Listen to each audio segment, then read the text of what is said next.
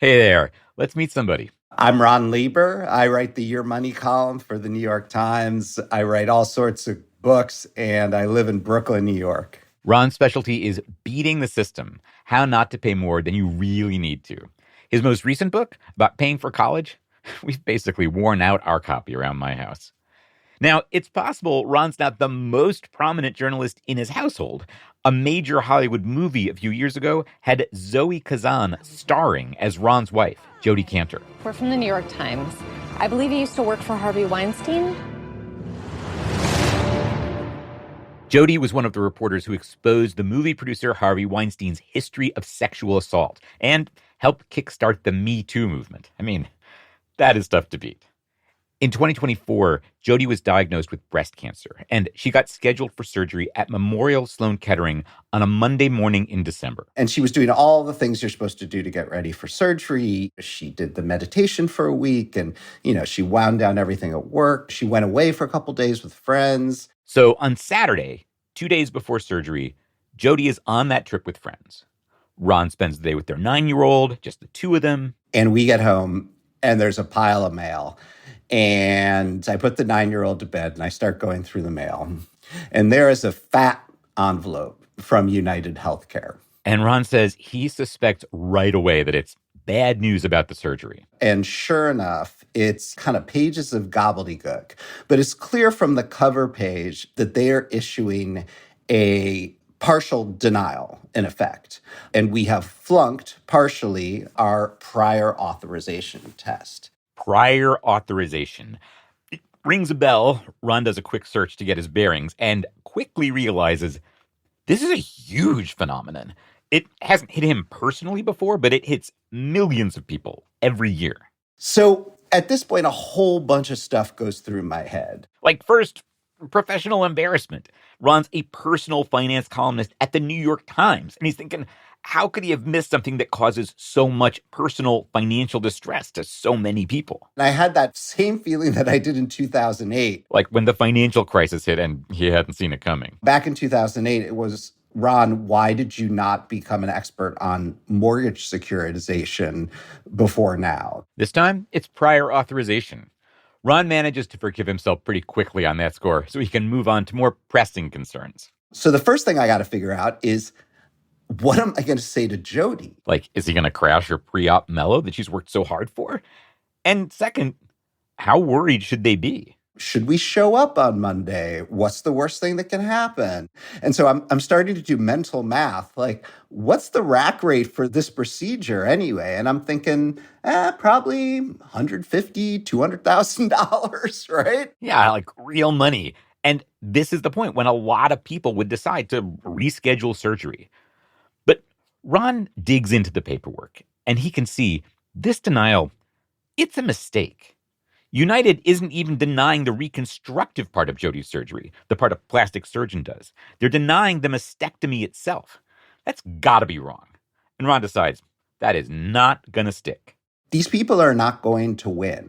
I am going to win because I'm Ron Lieber. He's a professional at beating the system. I'm going to stand up for my wife. And he's not in this alone. I work for a big company. We have excellent HR people. And he figures the hospital is going to hold up their end in this fight.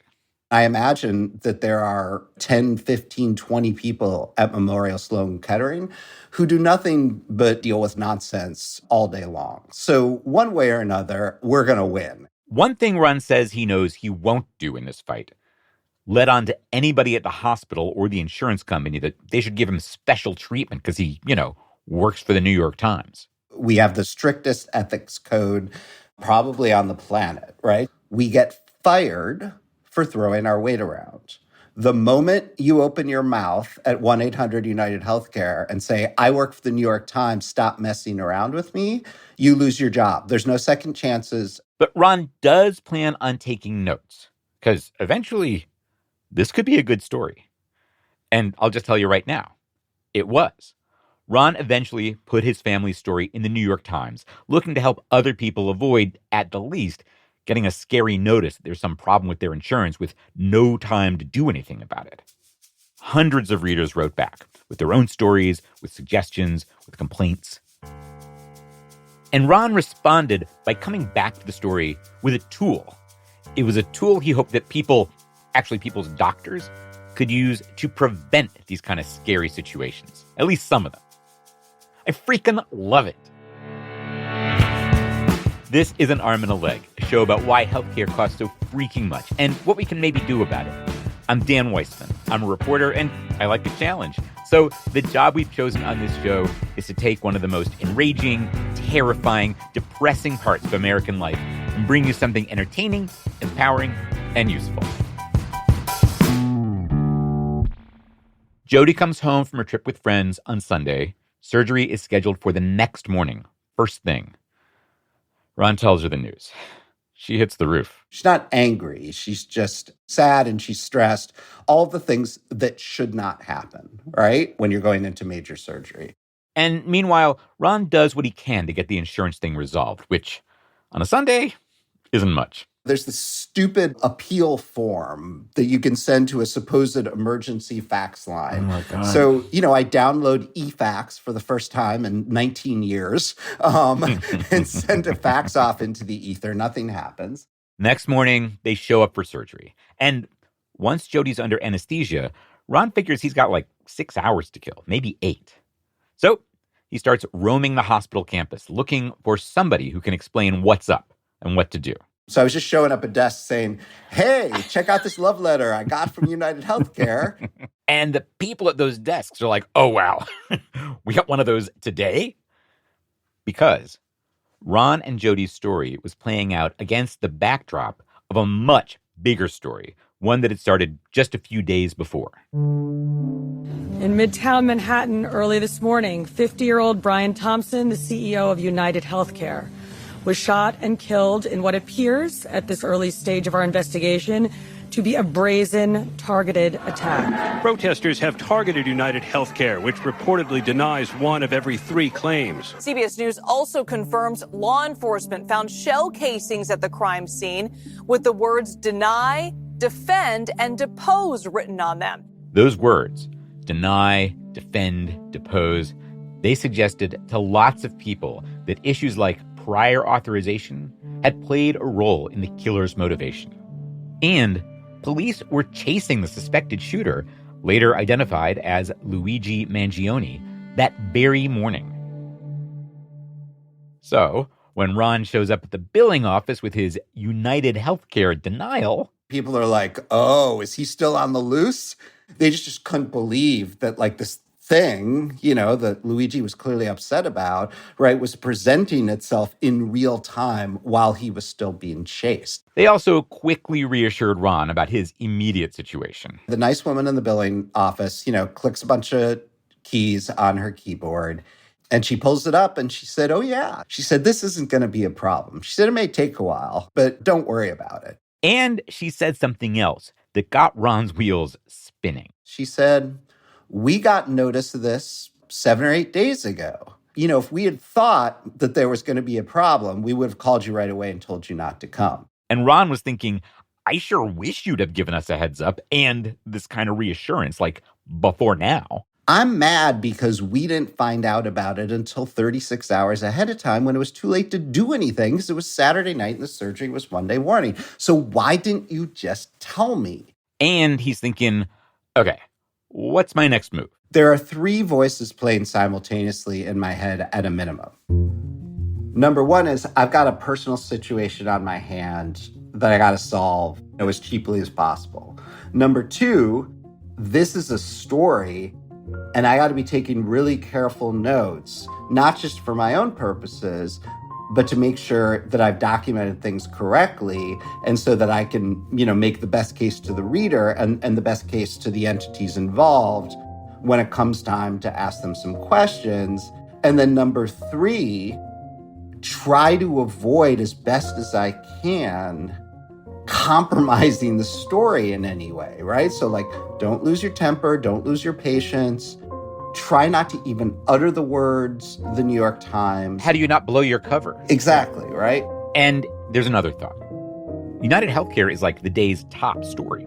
And it's coming out that this issue, pre-authorization, it seems to be one of the alleged killer's big issues. So then I have a conversation with my editors while Jodi is still under anesthesia saying, I think I want to write about this right now, right?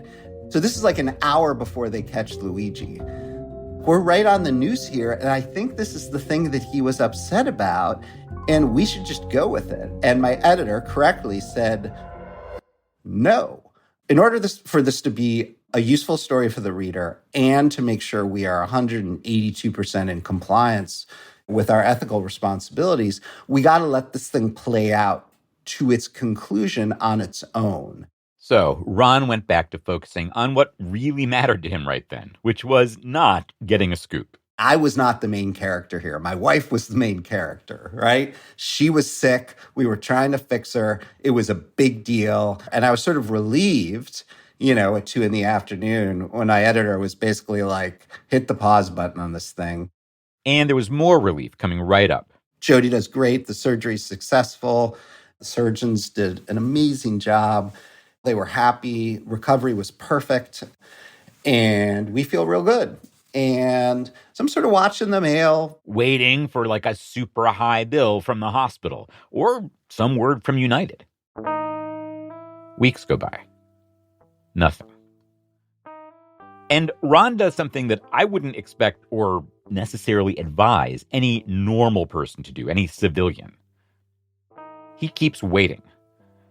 Partly because he's super confident this is going to work out, and because, as a reporter, he's gathering data. What would the system do just left to its own devices? Finally, on March 1st, more than 2.5 months after Jodi's surgery, Ron calls United. Says, hey, you said in early December you were denying us. I faxed you an appeal. Just wondering, any news? And they took a look and they said, oh, yeah. The appeal on this one just went today to the physician who's going to review the appeal. And I said, you guys waited like 2.5 months to do that? And they said, yep. And I thought, well, okay. Ron gets off the phone, waits another few weeks before he finally calls again, and hears from a United rep, yeah, this seems to be resolved. Eventually, Ron gets a bill. He thinks it's reasonable. He pays it. And then he switches to reporter mode. So Ron the reporter gets to ask the same questions Ron the civilian has been asking all along. Couldn't somebody have given him and Jodi a heads up earlier? Why did you not just tell us immediately, not through the United States mail, which some people don't even open and some people don't get? Why did you not send up some kind of flare? Send us a text, call us on our phone, send an email, do all three at once, like fly a freaking, banner over Prospect Park saying, Ron and Jodi, call United Healthcare right now. You have a problem. I mean, there's a whole huge set of questions to ask about prior authorization itself. Like, why on earth would you deny a mastectomy for breast cancer? But for this story, Ron says he's keeping a narrow focus. The conversation I want to have with United Healthcare is not, you're terrible, the system is terrible, prior authorization is terrible. All I wanted to know was, given that we have to live within this system for now, why didn't you call us? The first words of that question, given that we have to live within this system for now, rang out so loud for me because, God help us, we do. And this is such a reasonable question. Isn't giving people a heads up the least you could do? So Ron asked, on the record. And here's what they said. They said, yeah, we know more needs to be done here about prior auth, blah. And then they said this. We continue to make our own changes to help members navigate through these types of situations, including by offering opt-in paperless communications. Opt-in, like, oh, well, you could have opted in. Ron's like, you're trying to say this is my fault because I didn't opt in?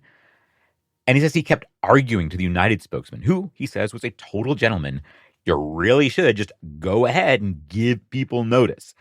And Ron says, it didn't take.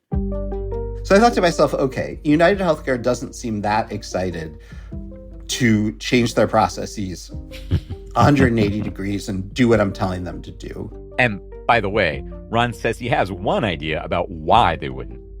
If they sent out the kind of notices that I am suggesting, they would need twice as many phone reps, and it would cost them a ton of money. And they actually do not want people calling about this.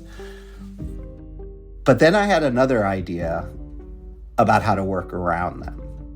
And that is coming right up.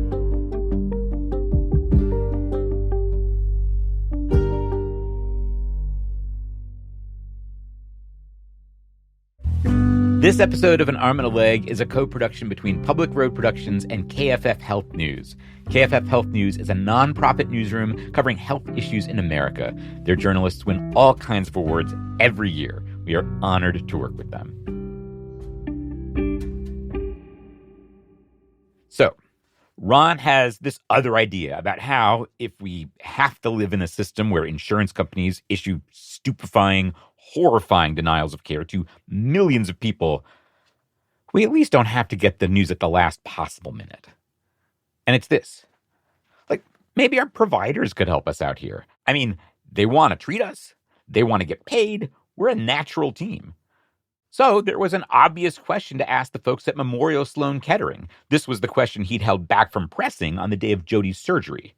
That's when the lady from the billing department told him they'd known about United's denial for 7 or 8 days.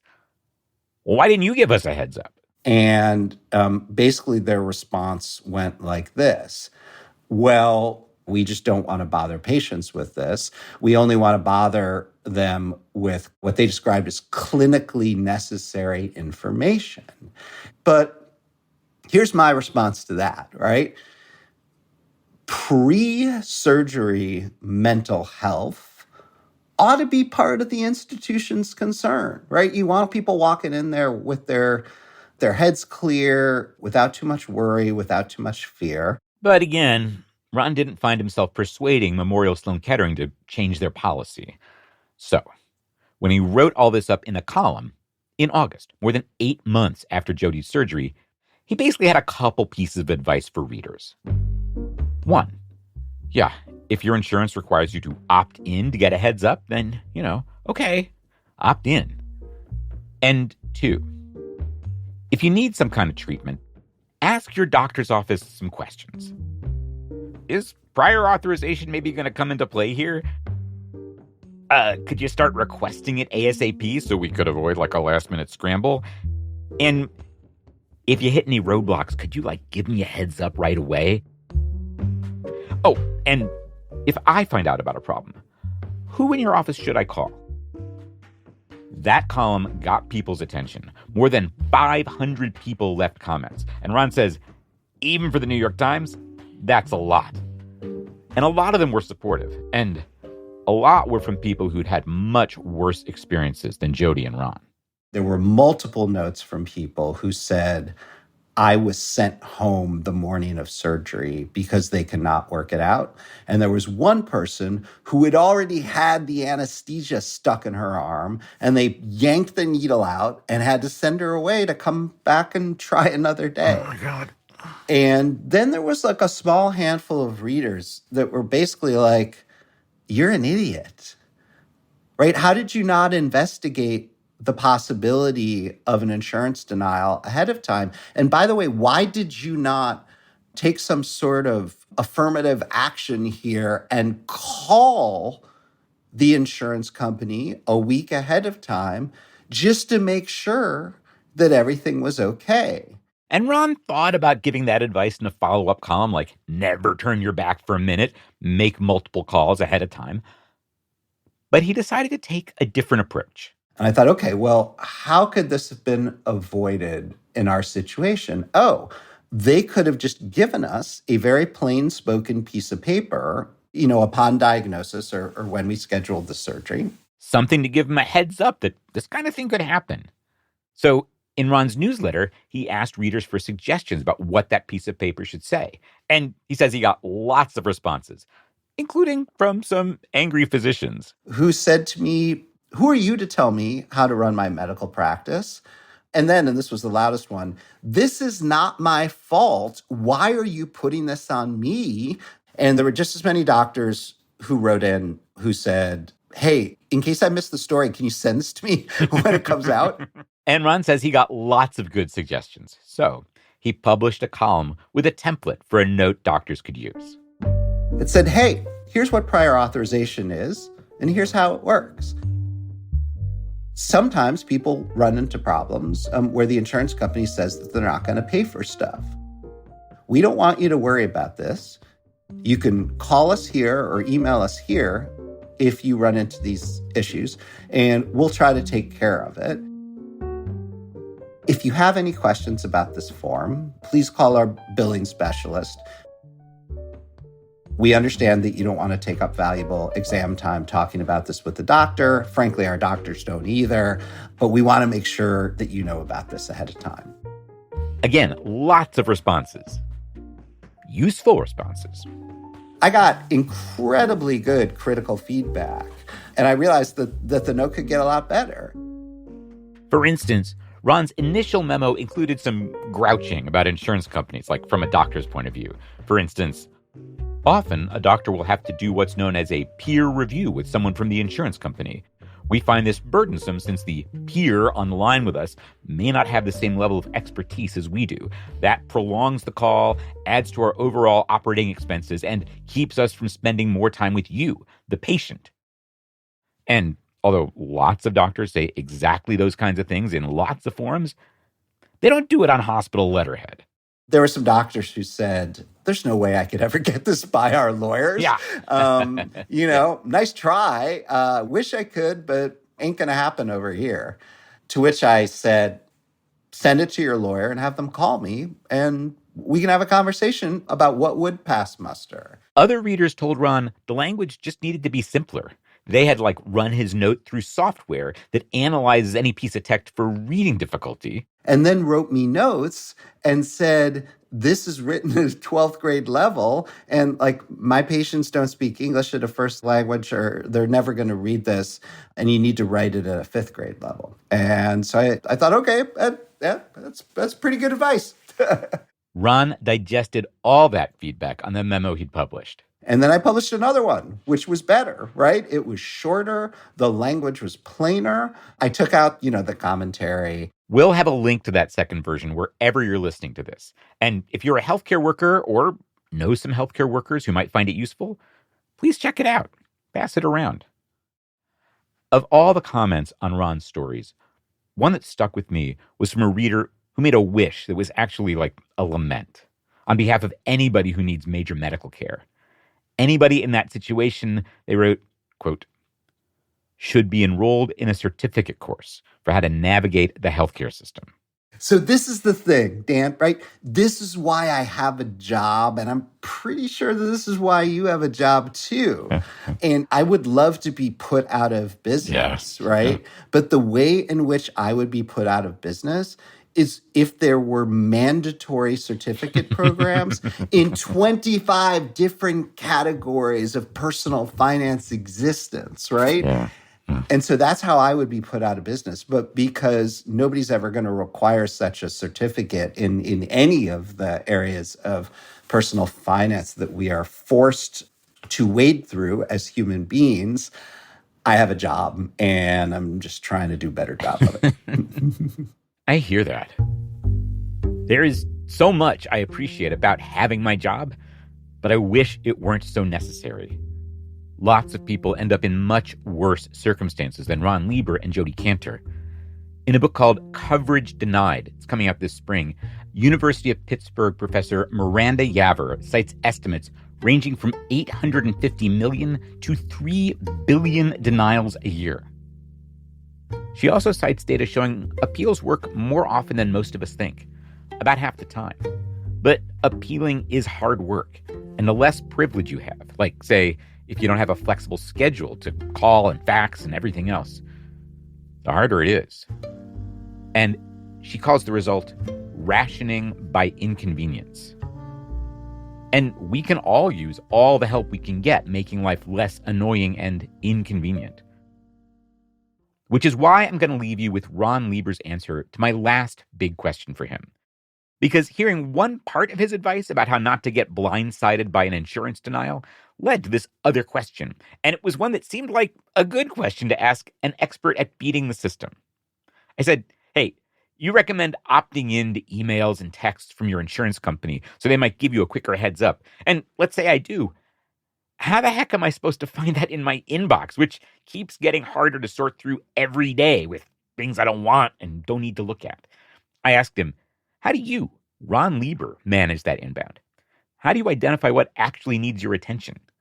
And he had a good answer. Yeah, so I have 3 email inboxes. I have work email, I have personal email that is only personal correspondence, and the most vital other stuff, kids, school, college tuition payments. And then I have an old Yahoo email for everything else. And so, I read the last 12 to 24 hours of the Yahoo email, once a day or so. And then once a month, I'll open the inbox and I won't close it until I've unsubscribed to 10 things. And so that keeps it more or less manageable. That is such good advice. I mean, I haven't had a chance to actually implement it since I talked with Ron. I mean, hey, I was on deadline for this episode, but honest, I'm going to. And here's one other thing I'm going to do in the next few weeks. Have surgery myself. It's a hernia repair. It's going to be fine. I'm in great hands. But it's happening a few days before our next episode is scheduled to come out. So, as it happens, I've got a great story for somebody else to share with you then.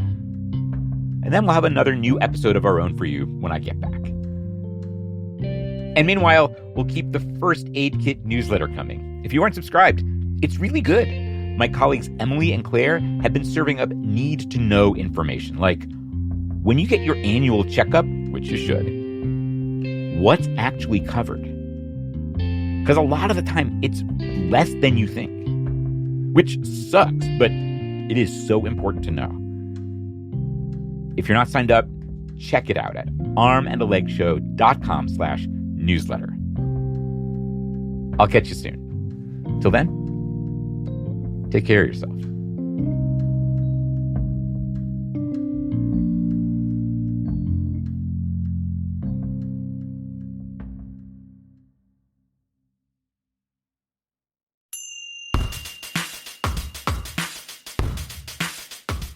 This episode of An Arm and a Leg was produced by me, Dan Weissman, with help from Emily Pisacreta and edited by Ellen Weiss.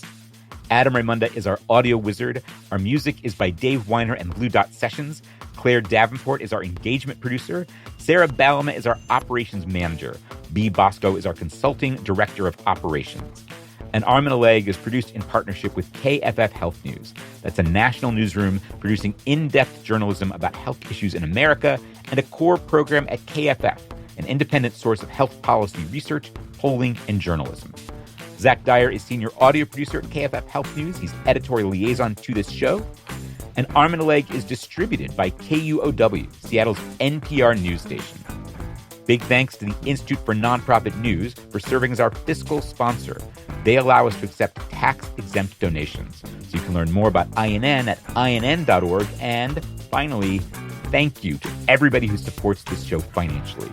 You can join in anytime at armandalegshow.com/support.